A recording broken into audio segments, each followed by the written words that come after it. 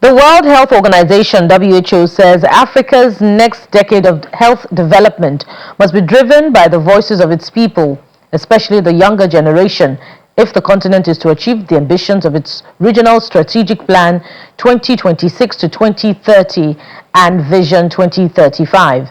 Speaking at the Youth Consultative Forum in Abuja, the Deputy Country Representative of the WHO, Mr. Alexander Chimbaru, outlined the strategy's key priorities, stressing also the need for young people to help shape Africa's health agenda.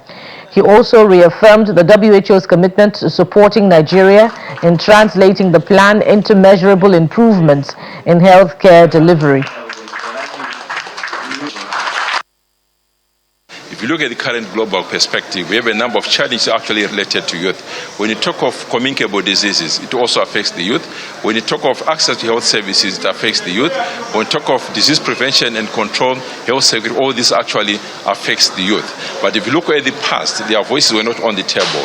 By bringing the youth on the table, it means that we're going to look at areas where they actually bring innovation in a way to actually address some of the health problems actually currently facing as a country. If you bring the youth on the board, we are looking at scenarios whereby you talk about universal health coverage. What is their contribution in universal health coverage? What is their contribution in disease prevention and control? What their contribution in terms of health emergencies? But most importantly, looking at our current changing environment, it is very important that we have a very dynamic, innovative youth. So we believe that our youth are very innovative. They can actually come up with solutions which address some of these I've already highlighted. To be actually adaptive in a process, we look at the strategies of all the countries in place. But in this particular case, we're looking about strategy in Nigeria, and then we fit our support into the strategy developed by the Ministry of Health and Sanitation. That is how we normally fit into country support.